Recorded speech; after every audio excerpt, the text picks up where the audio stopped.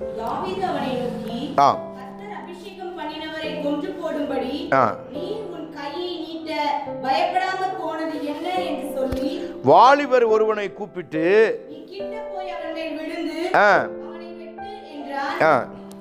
அவனை வெட்டினான், அவன் செத்தான். அருமையான தேவனுடைய பிள்ளைகளே, இந்த வசனத்தை நாம் நேற்று தியானித்தோம். இஸ்ரவேல் ஜனங்கள் யுத்தத்தில் தோற்று போனாங்க.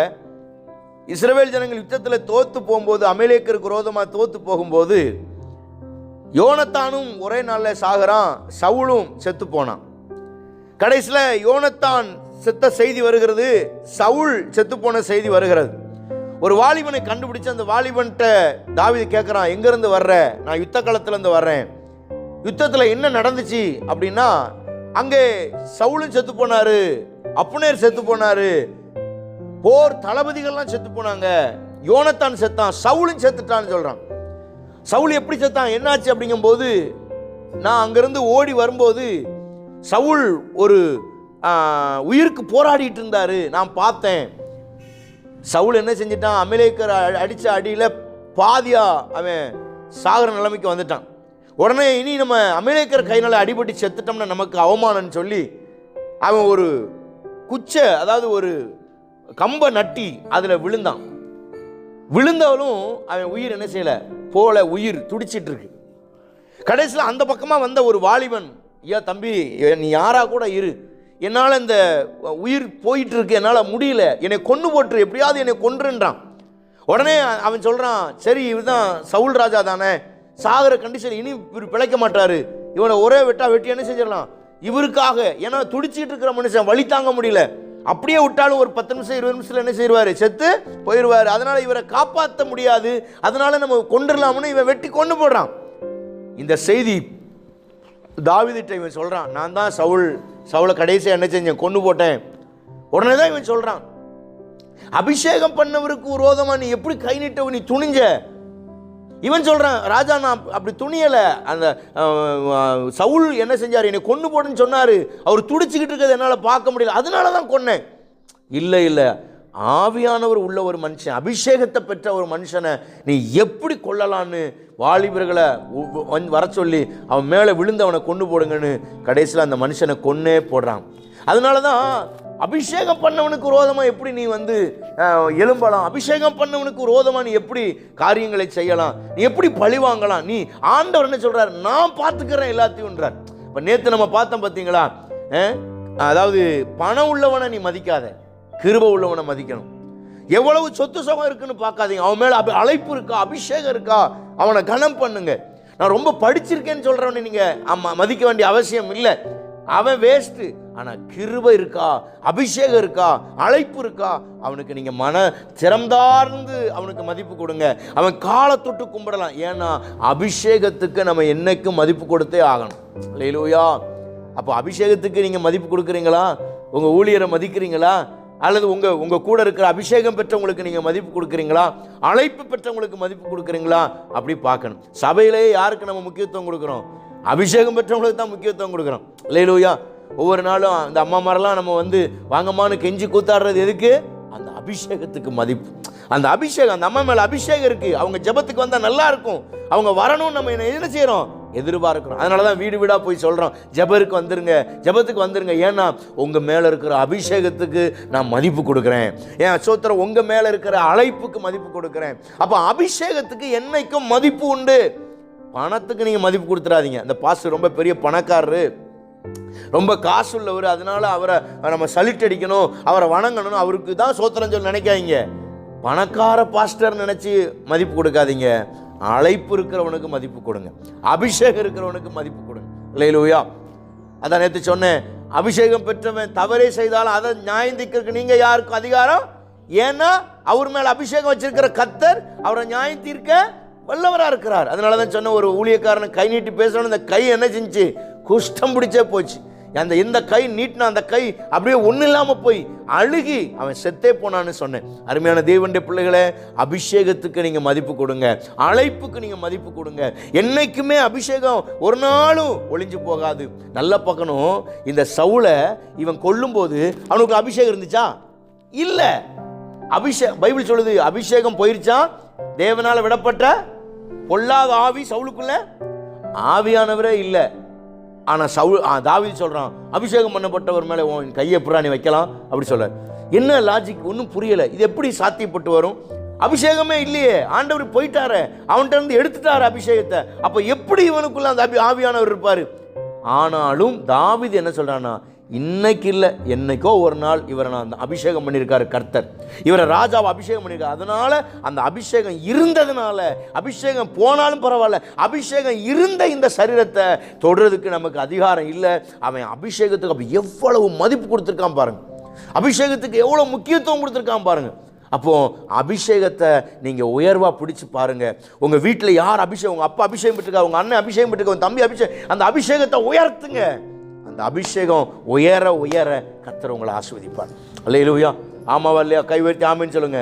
அப்போ முதலாவது தாவீது அபிஷேகத்துக்கு மதிப்பு கொடுத்தான். நம்பர் 2, இரண்டாம் அதிகாரம் 5வது வசனம் பாருங்க. தாவீது கீலேயாத் தேசத்திலே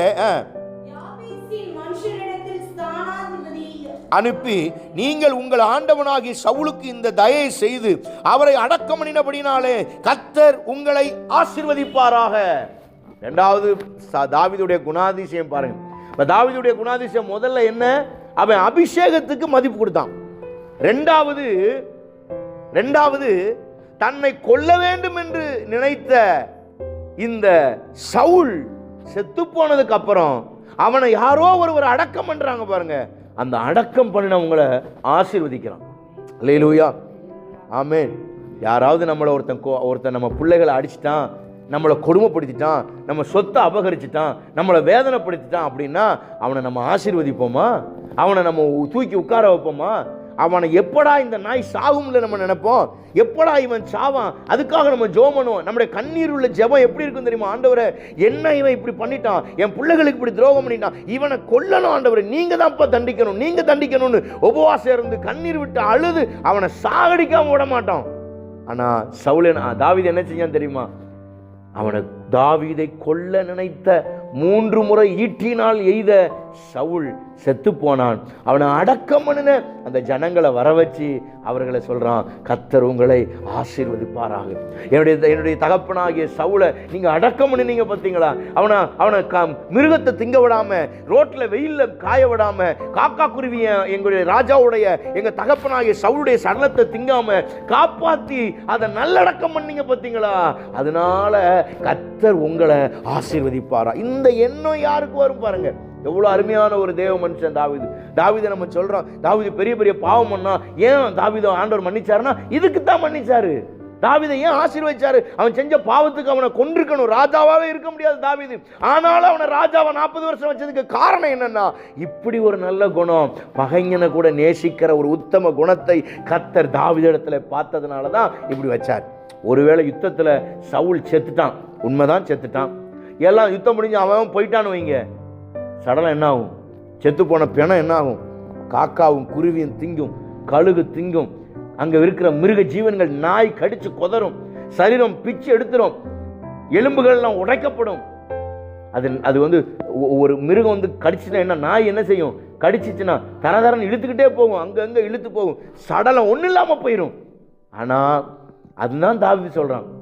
அதில் சொல்லும்போது சொல்றான், இந்த தயை செய்த அவரை அடக்கம் பண்ணினதுனால கர்த்தர் உங்களை ஆசீர்வதிப்பாராக.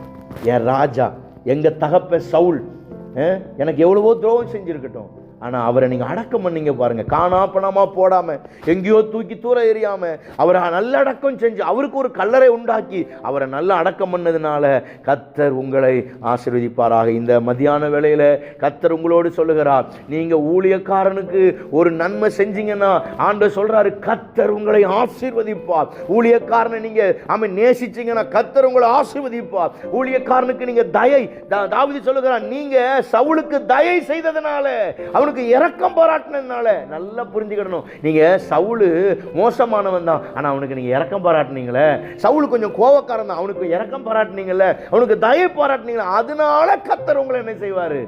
ஆசீர்வதிப்பார். அல்லேலூயா.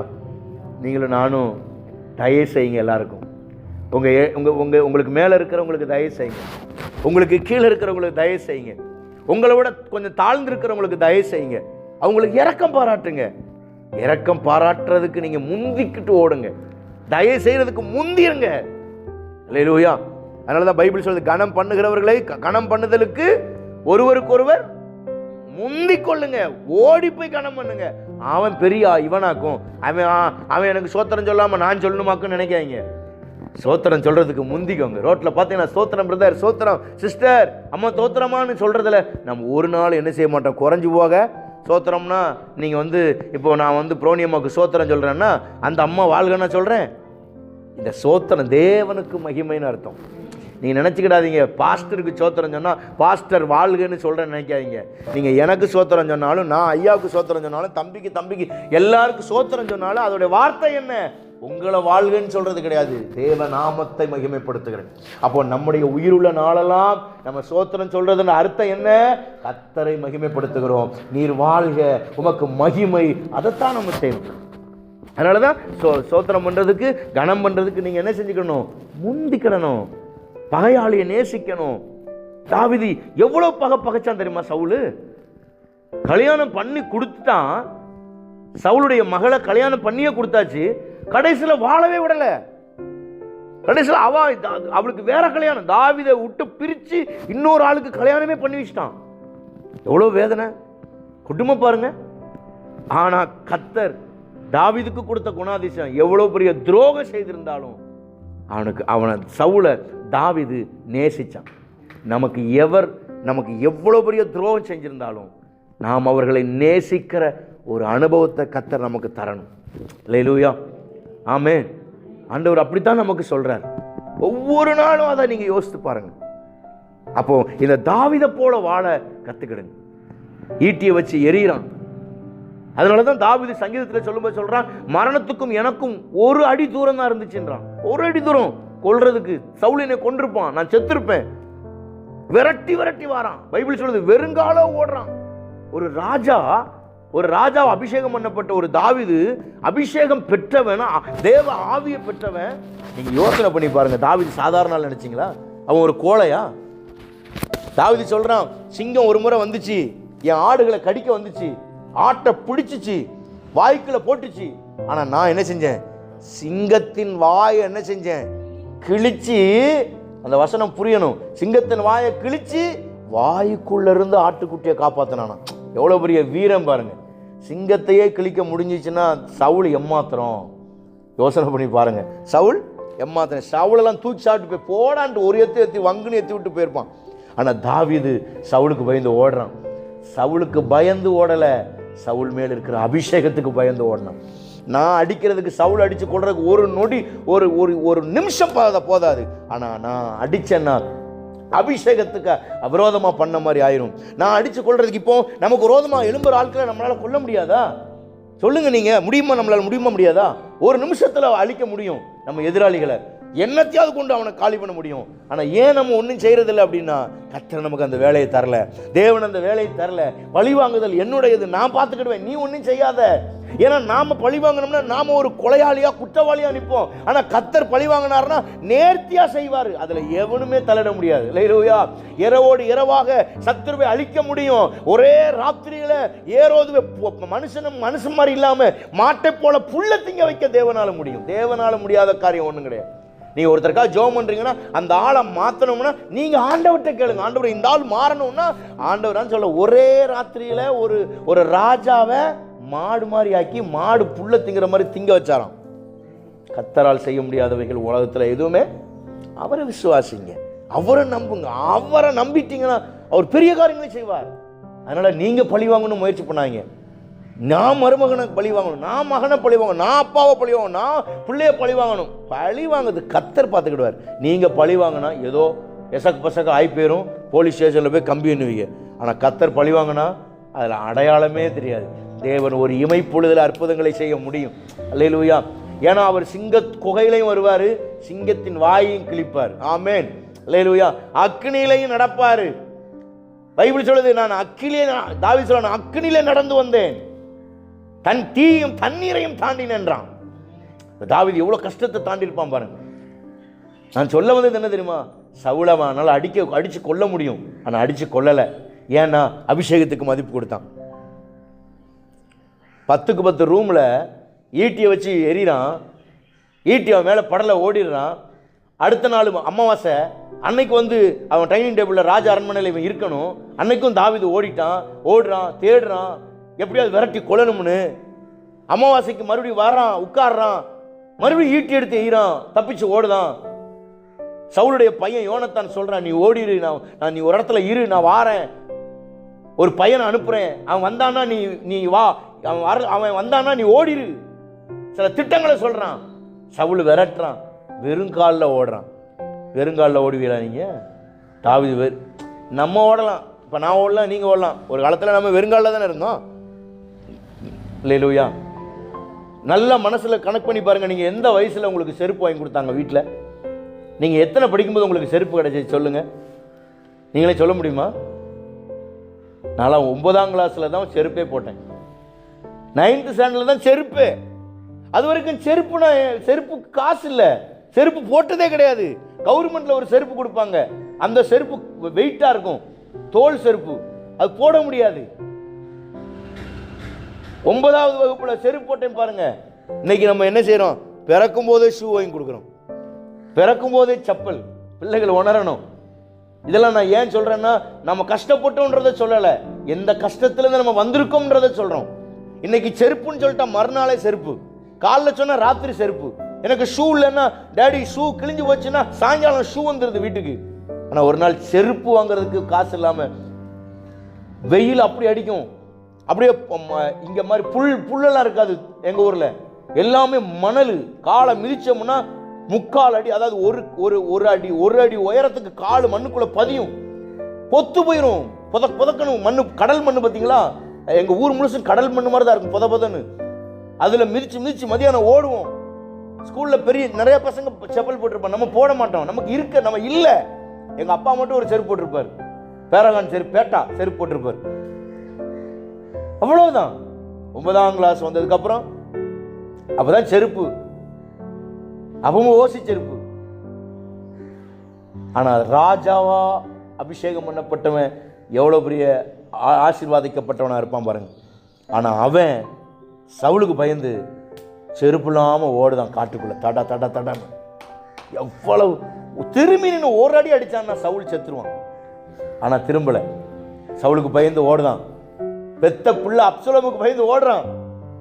தாவீதுடைய குணத்தை பாருங்க. தாவீது எவ்வளோ பெரிய பவர்ஃபுல் மேன், எவ்வளோ பெரிய நல்லவன் பாருங்க. இப்போ நம்ம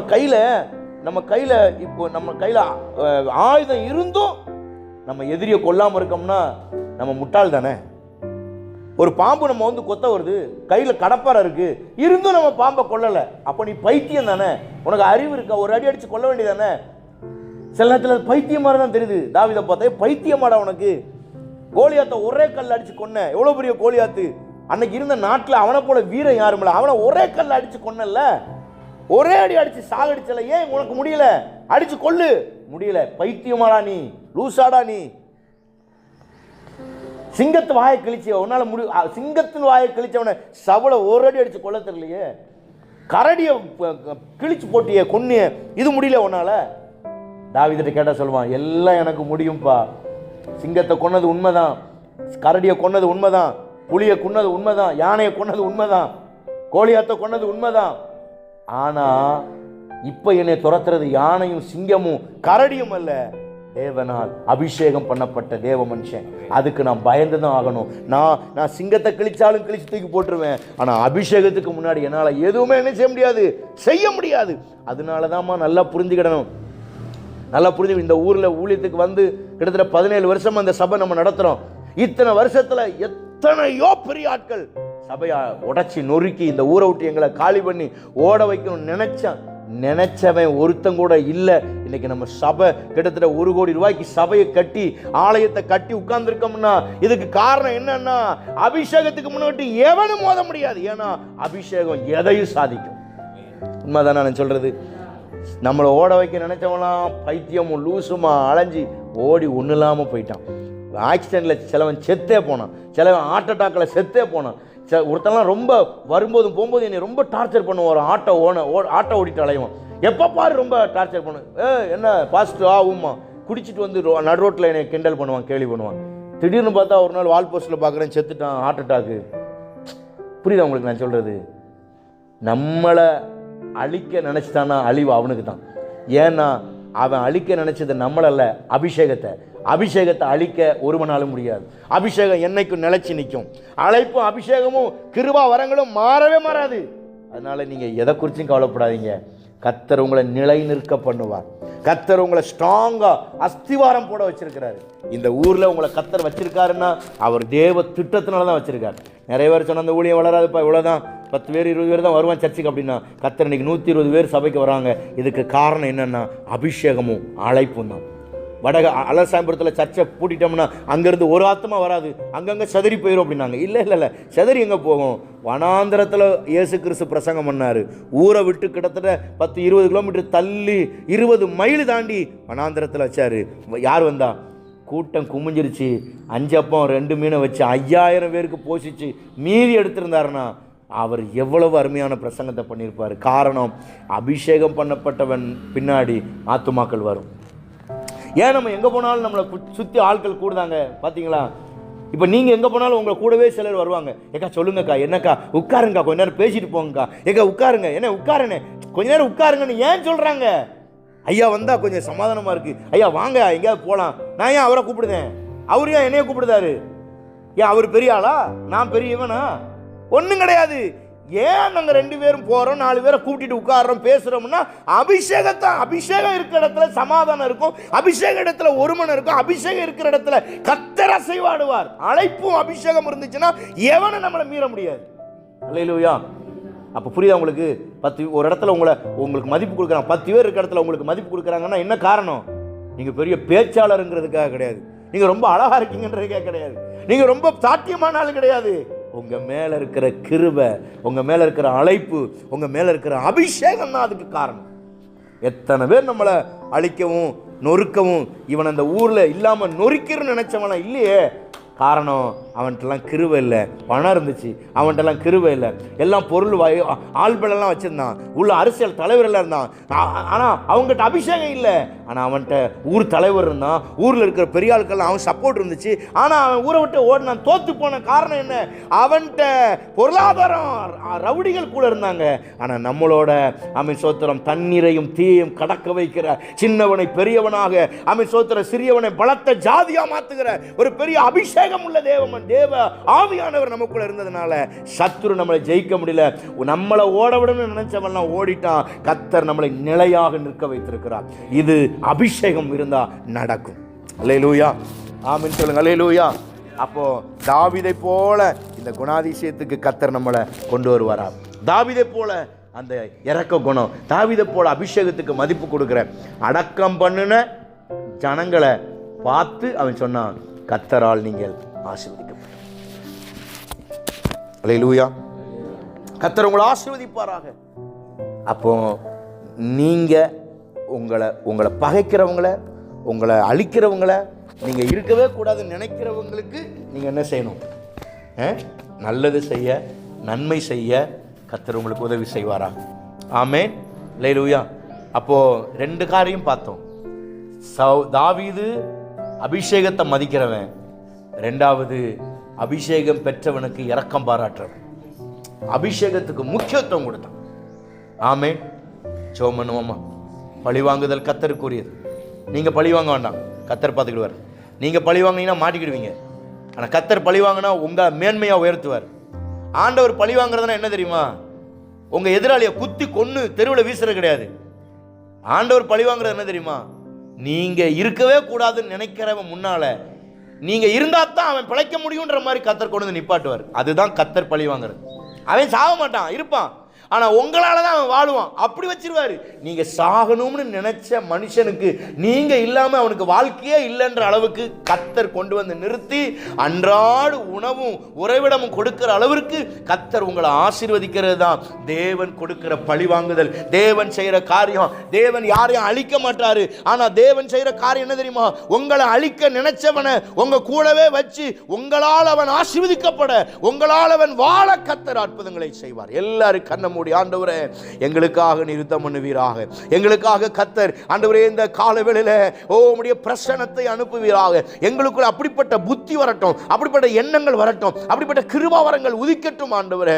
ஐயா, எங்க சத்துருக்களை பழிவாங்காத ஒரு கிருபை தாங்க. மற்றவங்களை எங்களுக்கு விரோதமா இருக்கிறவங்களை நாங்கள் நேசிக்கிற ஒரு அனுபவத்தை எங்கள் ஆண்டவராகிய கர்த்தர் எங்களுக்கு தரும்படியாய் நாங்கள் ஜெபிக்கிறோம். எல்லாரும் ஸ்தோத்திரம் பண்ணுவோம், எல்லாரும் ஸ்தோத்திரம் பண்ணுவோம். ஆண்டவரே உமக்கு ஸ்தோத்திரம் என்று சொல்லி கர்த்தரை ஸ்தோத்திரம் பண்ண கைகளை தட்டி ஸ்தோத்திரம்